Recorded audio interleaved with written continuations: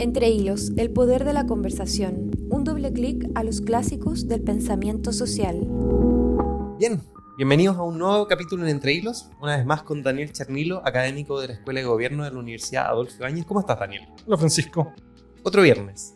Y tenemos hoy a un interesante escritor, Jean-François Lyotard, con un libro, La condición posmoderna, que se publicó en 1979. Daniel, Lyotard tuvo una vida un poco movida, ¿no? Estuve leyendo un poco y me pareció interesante eso para partir. O sea, vivió en Argelia, fue académico de varias universidades, fue parte de la revista Socialismo y Barbarie y llega a escribir este libro, La condición posmoderna. Efectivamente, este grupo Socialismo y Barbarie fue un grupo bien especial porque es un grupo de intelectuales que tuvo con mucha influencia migrante, ¿no? Una de sus figuras más importantes es un pensador griego, se llama Cornelius Castoriadis, un grupo como bien heterodoxo. Y ya Lyotard nace el año 1924, ¿no? Fallece el año 98. Y el libro de hoy día es un libro, ¿no? Comentábamos también antes de empezar a grabar, un libro bien extraño, porque se llama La condición posmoderna. Posmodernidad, aunque yo estaba en la universidad, era de esos términos del que todo el mundo hablaba, que en realidad podía significar cualquier cosa, posiblemente todavía puede significar cualquier cosa, pero es un libro extraño, porque este es un libro que él escribe por encargo.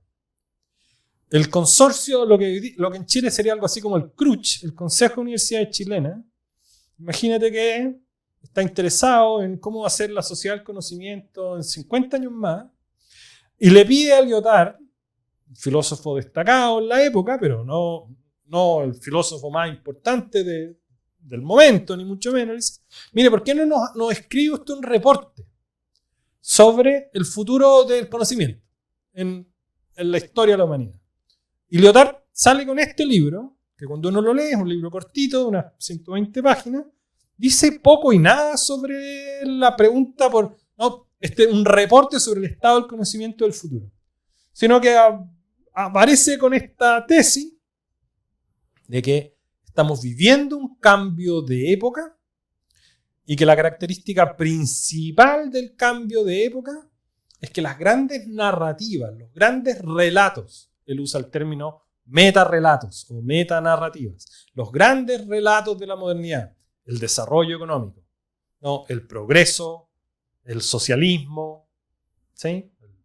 La tecnología, la promesa de un futuro sin trabajo gracias a la tecnología. Esos metarrelatos, esas metanarrativas, están todas siendo cuestionadas. Lo propio de la posmodernidad, ¿por qué hemos dejado atrás la modernidad? Es porque si la modernidad estaba definida por estas narrativas, y hoy día estas grandes narrativas han perdido peso, ¿no? Ya no son creíbles, ya no nos orientan hacia el futuro de la manera que lo hacían hasta hace relativamente poco, pensar. ¿Tú te sientes una persona posmoderna, Daniel Chernilo? No me siento nada de posmoderno. Pero hay algunas características de la condición posmoderna que yo creo que Lyotard diría, no importa cómo uno se sienta, ¿no? La posmodernidad está aquí, ¿no? Es una condición objetiva, una condición cultural del mundo, ¿sí? Con independencia de cómo uno se sienta. ¿Y cuáles son esas condiciones? Cuéntame un poco de eso. Las condiciones, yo creo que él dice que son básicamente 3. La primera es la que ya dijimos, esta crisis de los metarrelatos. Pensémoslo incluso en términos de crisis de las grandes ideologías, siempre citando a la gran Hannah Arendt. Esta idea de que tener ideologías, cosmovisiones que ofrecen respuestas de todo, infalibles, eso hoy día la lleva relativamente poco. Uno diría que las teorías conspirativas son la nueva versión de eso, pero evidentemente no estructuran grandes procesos sociales y políticos. Esa es la primera. La segunda, y aquí hay que darle crédito, yo creo, a Lyotard, porque estamos hablando de los años 70, es el cambio que se produce con el surgimiento de las tecnologías digitales. Aquí no hay internet todavía, pero los computadores ya empiezan a ser parte de la vida, ¿no? De las grandes empresas, por ejemplo, de la organización de procesos productivos. Entonces, esta idea de que va a haber un cambio en las formas de conocimiento. Recordemos, este es un reporte que le piden las universidades sobre el cambio en el conocimiento. Él dice, aquí viene algo que va a cambiar la forma en que se entiende el conocimiento, el saber, la reflexión, ¿no? Por la capacidad de acumular conocimiento, ¿no? Por la reflexividad de ese conocimiento, el acceso a ese conocimiento, etc. Y la tercera, que es yo creo la que es más, la que devino como más importante tal vez del libro, es la idea de que vivimos en una sociedad tan diversa de que ya no hay, ¿no? Este único metarrelato. Cuando ya no existe, lo que hay es excesiva, a lo mejor él no habría dicho excesiva, pero muchísima fragmentación. Entonces yo puedo vivir en un universo, en una cámara de eco, ¿sí? Donde solo escucho gente que piensa como yo, donde soy completamente inmune a evidencia que venga o argumentos que vengan desde otras tradiciones, ¿sí? Y puedo en buena medida desarrollar mi vida, ¿sí? Con gente, ¿no? que piensa muy parecido a mí. Y esa fragmentación, dice Lyotard, es bien significativa, bien importante de esta condición posmoderna. Entonces, yo puedo sentirme no muy posmoderno, pero posiblemente hablo excesivamente con gente que piensa como yo y que le gustan cosas parecidas a las que me gustan a mí, y tengo muy, muy poco conocimiento de gente que vive muy cerca mío, pero que tiene otro estilo de vida. Y eso es parte de la condición de vida de sociedades como la nuestra. Interesante, quizás combinarlo con esta idea, una gran crítica, por ejemplo, el Frente Amplio, de la excesiva atomización. Pequeños grupos que se van juntando y se van atomizando cada vez más. Es un desafío para la vida democrática, la posmodernidad o la condición posmoderna. ¿Cómo se conjugan esas dos cosas? A ver, la condición posmoderna en ese sentido es, si uno quiere, permite más democracia, ¿sí? Y hace más difícil la democracia, ¿no? Es una trampa. Es una dinámica, como hemos ya visto en varios de estos episodios, en que este péndulo, hemos hablado en episodios anteriores, ¿no? Estas dinámicas que generan sus propios procesos contrarios. ¿Por qué genera más democracia? Porque si no hay una única metanarrativa, hay distintas maneras, y eso está muy bien, de definir qué es la justicia o cómo queremos organizar la vida en común en relación con el cuidado del medio ambiente, en relación con nuestras preferencias sexuales, en relación con los derechos de los animales, de cómo criar a nuestros hijos. Y esa diversidad es positiva para el pluralismo democrático, pongámoslo en esos términos. En ese sentido, Lyotard viene de este mundo de izquierda, como hablábamos al inicio, y como hemos visto en varios episodios también, no le duele o no es un viudo la idea de que para ser de izquierda o para tener una política progresista solo uno tenía que ajustarse a un patrón determinado, el patrón marxista del socialismo soviético. Entonces eso, dice él, es pro-democracia. Pero tiene la consecuencia de hacer más difícil la democracia, porque justamente bajo condiciones de alta fragmentación, ¿sí? No hay tal cosa, y este es uno de los puntos importantes del libro explícito, no hay tal cosa como una esfera pública de debate democrático, como conversamos en el episodio sobre Habermas, y Habermas es efectivamente como su contrapunto en este contexto, porque no hay una única esfera pública donde todos estemos contribuyendo, donde todos estemos discutiendo, y donde lo que ahí se decida no tenga esta apelación de racionalidad o esta representatividad. Esta idea romántica del foro griego. Del foro griego, o estoy pensando en la generación de mis abuelos. Yo leía el diario en los fines de semana en la casa de mis abuelos, las cartas al editor del diario, ¿no? Entonces, bueno, era importante escribir y leer las cartas al editor, porque en eso había el diario representaba, ¿no? El periódico de circulación nacional representa alguna clase de esfera pública, y con la carta entonces los lectores se hacen parte de la editorial o del reportaje o lo que dijo Juanito o Sutanito. Entonces dice Lyotard, esa idea de esfera pública ha sido siempre un poco una utopía o una distopia en el caso, si es que uno quiere ser más negativo, pero en cualquier caso hoy día no existe. Entonces, él no estaba pensando en esos términos, pero yo creo que las cámaras de eco, la fragmentación, de la que hablábamos hace un rato, dificulta la vida democrática, pero la posmodernidad tiene esta doble dimensión, en el sentido de que favorece la diversidad, y diagnostica alta fragmentación. Volvamos a la parte académica y no tan política. Pero para ser bien posmo, podemos decir que todo es político. ¿Cómo crees tú que afecta a cómo entendemos el conocimiento este libro de Lyotard? Por la forma en que le entiende que hay aquí nuevas formas de acercarse al conocimiento o de entender qué es el conocimiento mismo. Pensémoslo así. En la literatura académica, en la filosofía, en la sociología, en la antropología, etcétera, en la filosofía, el prefijo post se usa un montón. Hay post todo.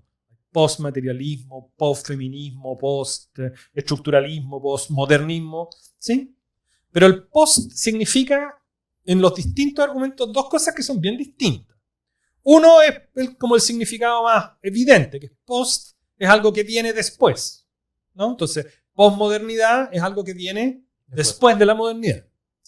Pero hay otra manera, yo creo que, y en ese sentido yo creo que el libro de Lyotard, porque está acuñando en alguna medida el término o dándole forma al término todavía, no es del todo explícito. Hay un segundo sentido en que uno puede hablar de post, que es que decir, mire, no es que dejemos atrás la modernidad o el nacionalismo o el estructuralismo, sino que nos damos cuenta de que no era la última panacea, que no resuelve todo, sino que tenemos que adoptar alguna clase de distancia más crítica, ¿no? Esto es lo que diría alguien como Ulrich Beck, por ejemplo, en el episodio que hicimos sobre la sociedad del riesgo, ¿no? Una distancia más crítica respecto del fenómeno en cuestión, respecto del nacionalismo, de la modernidad o lo que sea.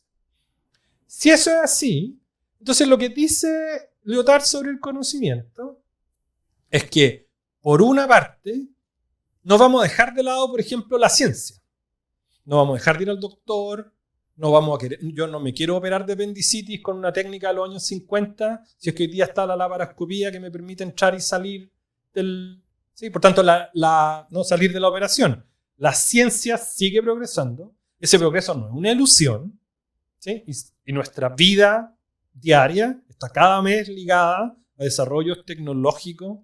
¿Sí? Queremos que nuestra política pública esté basada en evidencia. Queremos que si el Estado va a gastar más, sepamos de dónde va a salir esa plata. O si vamos a construir un puente, que el puente sea sustentable, no se vaya a caer, etcétera, etcétera.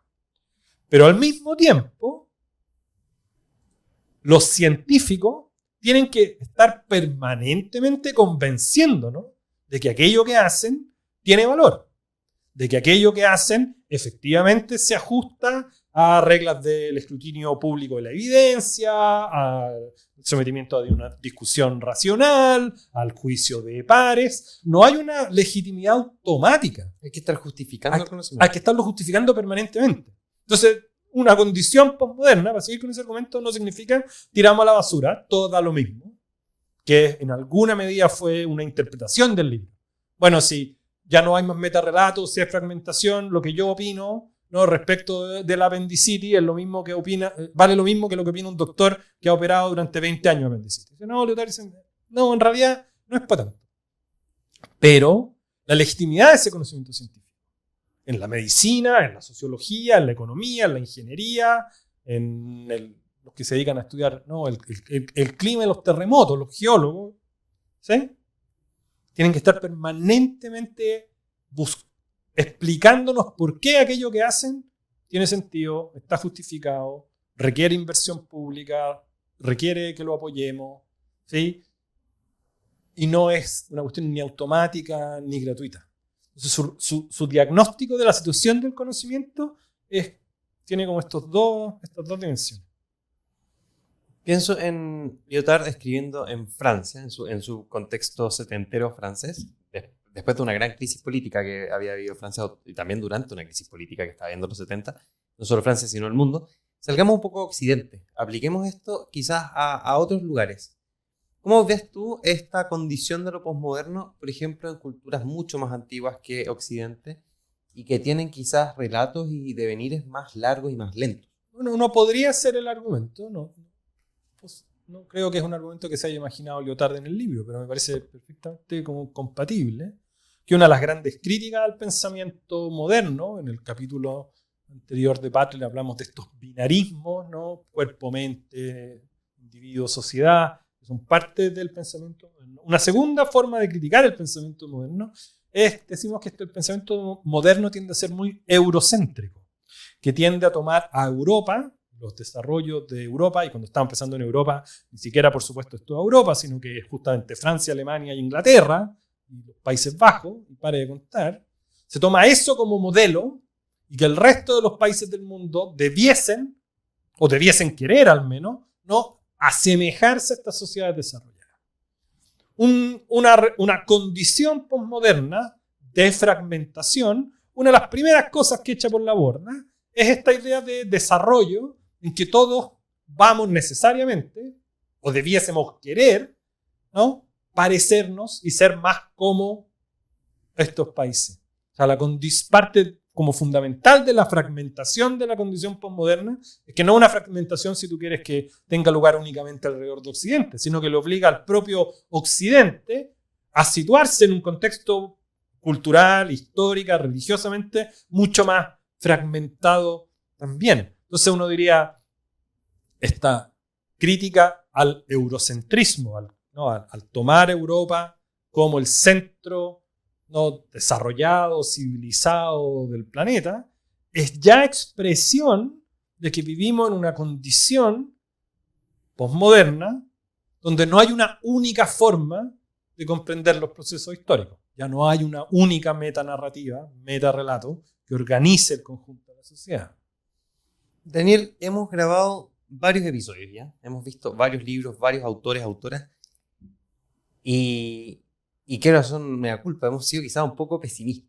Hemos leído libros duros como el de Arendt, o, por ejemplo, sobre nacionalismo. ¿Hay esperanza dentro del mundo posmoderno, de la condición posmoderna, de lograr reconstruir metarrelatos en términos, por ejemplo, de proyectos de Estado? Hoy día creo que estamos en tensión en este país y en otros sobre la necesidad de construir proyectos de Estado que nos abarquen como sociedad respecto de ciertas cosas, por ejemplo, salud, educación, pensiones, vivienda, etc.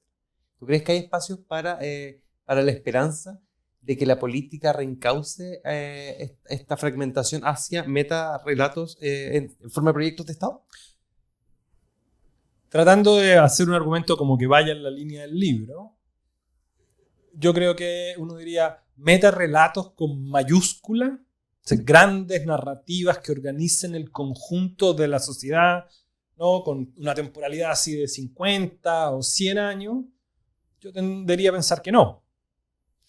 Y tendería además a ponerlo en clave optimista, ¿no? Cuando lo que importa es el futuro, y el futuro se pone como una obsesión tan significativa, a veces es relativamente fácil sacrificar el presente. Y eso es una justificación de muchas políticas autoritarias, ¿no? Bueno, hoy día hay que matar gente porque mañana va a venir una sociedad donde las cosas van a ser mejor. Entonces, metarrelatos de esa envergadura, yo diría que lo único que tenemos hoy día es bien distópico, que tiene que ver más bien con el cambio climático. Una suerte como de gran narrativa de que estamos, ¿no?, viajando a esta destrucción terrible. Pero eso no es una metanarrativa en el sentido que Lyotard la veía. Lo que sí creo que es perfectamente compatible con este argumento es la idea de que en esta diversidad que hoy día es propia de la sociedad en que vivimos, y que es una diversidad de la que no hay que asustarse, de la que no hay que tenerle miedo, que no es en sí misma negativa, si está la posibilidad de construcción de proyectos comunes sobre cuestiones más acotadas, sobre cuestiones, si tú quieres, de más corto plazo, no sé si lo habría puesto así, pero con metas y con controles más específicos, no grandes narrativas, ¿sí? Estoy pensando, ¿sí?, no en la lucha por los derechos humanos para todos en el mundo y para siempre, sino por derechos de grupos específicos en contextos determinados, en situaciones concretas. Y eso yo creo que no solo no hay nada en el libro, sino que es muy compatible con el espíritu del libro, esta idea de que proyectos, ¿no?, mancomunados, donde estas distintas diversidades, esta fragmentación, ¿no?, se toma de la mano para avanzar en proyectos concretos. Yo creo que es parte justamente de la política a la que apela este tipo de reflexiones. Te lo preguntaba a propósito de este espacio de sensación de crisis, ¿no? De que estaríamos demasiado mal y que ya es muy difícil hacer política, sobre todo cuando se fragmenta cada vez más el espacio político. Pero eso yo creo que es súper importante. Esa fragmentación no puede ser construida únicamente como problema. O sea, la fragmentación es también diversidad. Es también el arco iris, como hablábamos en el episodio anterior. Y esa es parte del contenido o la expresión democrática del tipo de sociedad en que vivimos. Bien, con este mensaje un poco más esperanzador nos despedimos. Muchas gracias, Daniel Chernilo. Agradecemos a Carla Infanta por la bella ilustración como siempre y les invitamos a seguir escuchando Entre Hilos en el Mostrador. Hasta la próxima. Chao, gracias.